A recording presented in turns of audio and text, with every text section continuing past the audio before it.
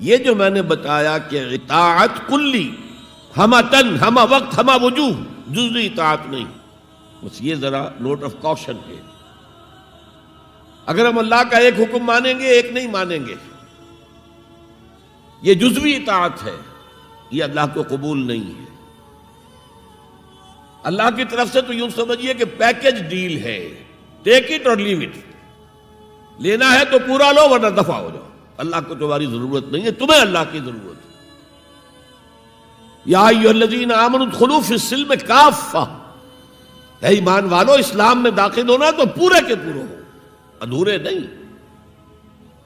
اور سورہ بقرہ کی آیت نمبر 85 کے اندر تو جو وعید آئی ہے، افتؤمنون ببعض الکتاب وتکفرون ببعض، کیا تم ہماری کتاب، ہماری شریعت کے کچھ حصے کو مانتے ہو اور کچھ کو رد کرتے ہو؟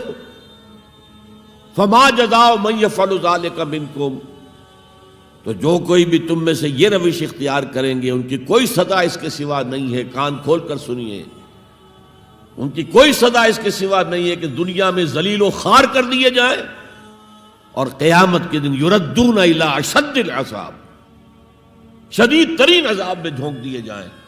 وما اللہ بغافل عما تعملون، اللہ غافل نہیں ہے، بے خبر نہیں ہے، لا علم نہیں ہے اس سے کہ جو تم کر رہے ہو۔ تم اپنی داڑھیوں کے طول سے اللہ کو دھوکہ نہیں دے سکتے، تم اپنے پائجاموں کو ٹخنوں سے اوپر رکھے اللہ کو دھوکہ نہیں دے سکتے کہ تم بہت متبع رسول ہو، تم اپنے عمروں اور حجوں سے اللہ کو دھوکہ نہیں دے سکتے، اللہ کو معلوم ہے کہ حرام کی کمائی سے حج کیا ہے تم نے، حرام کی کمائی سے عمرہ کیا ہے تم نے۔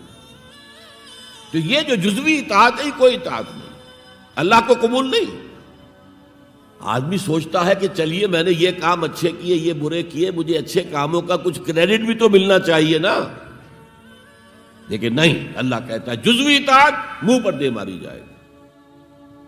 اور جو دنیا کی سزا ہے وہ تو ہم اپنی آنکھوں سے دیکھ رہے ہیں، 130، 140 یا 150 کروڑ مسلمان دنیا میں ہیں، ذرا اندازہ کیجیے،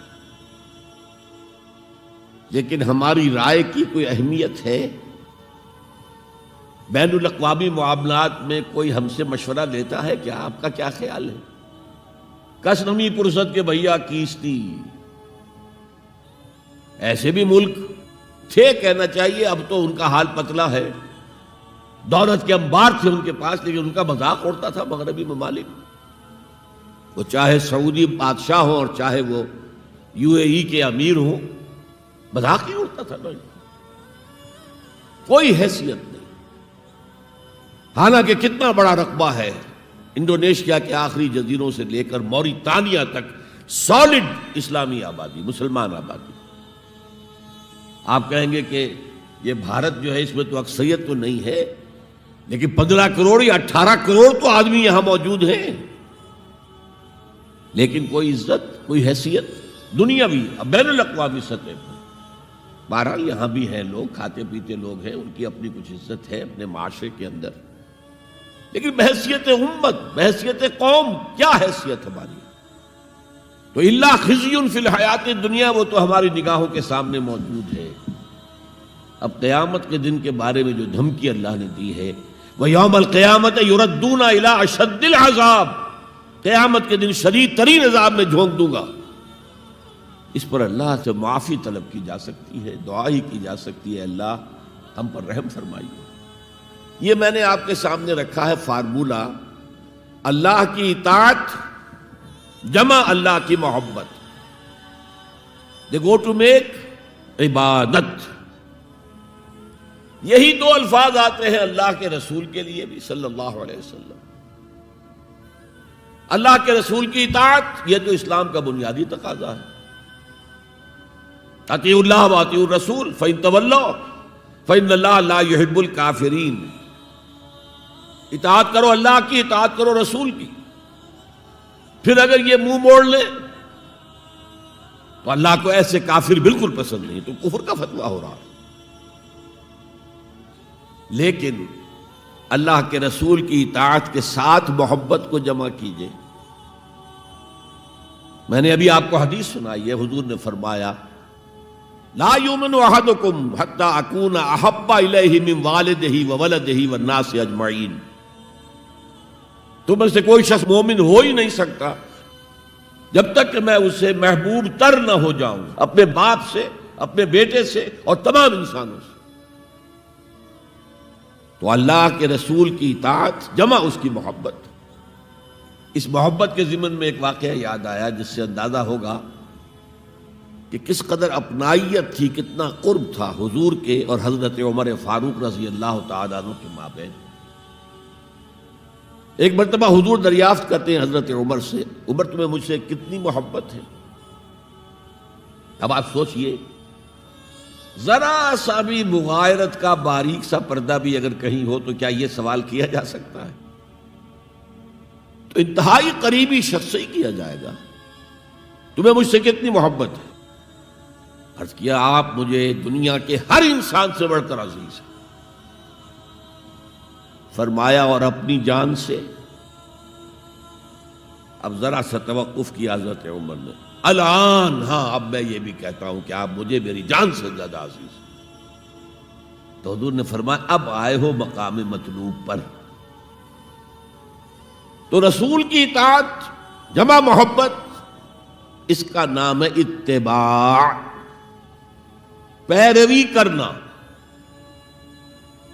فرق کیا ہے؟ اطاعت کی جاتی ہے حکم کی، اور پیروی کی جاتی کسی کے نقش قدم کی، چاہے اس نے حکم دیا ہو چاہے نہ دیا ہو،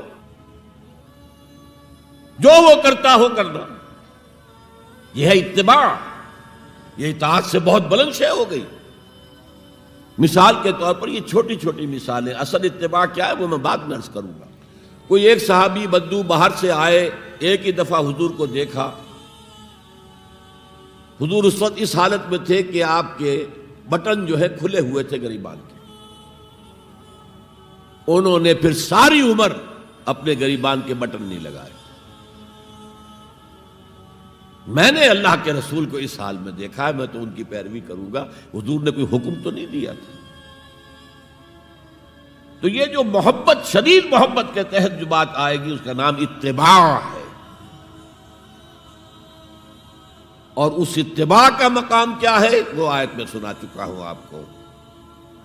قُلْ إِن كُنتُمْ تُحِبُّونَ اللَّهَ فَاتَّبِعُونِي يُحْبِبْكُمُ اللَّهُ۔ اے نبی ان سے کہہ دیجئے اگر تم اللہ سے محبت کرتے ہو تو میرا اتباع کرو، میرے نقش قدم پر چلو، میری پیروی کرو۔ اللہ تم سے محبت کرے گا، تم اللہ کے محب نہیں محبوب بن جاؤ گے۔ اور اگر کہیں کوئی لغزش ہو گئی، کوئی خطا ہو گئی، کہیں جذبات کی رو میں بہہ کر کوئی گناہ کر بیٹھے تو اللہ معاف فرما دے گا۔ اللہ بڑا غفور ہے، اللہ بڑا رحیم ہے۔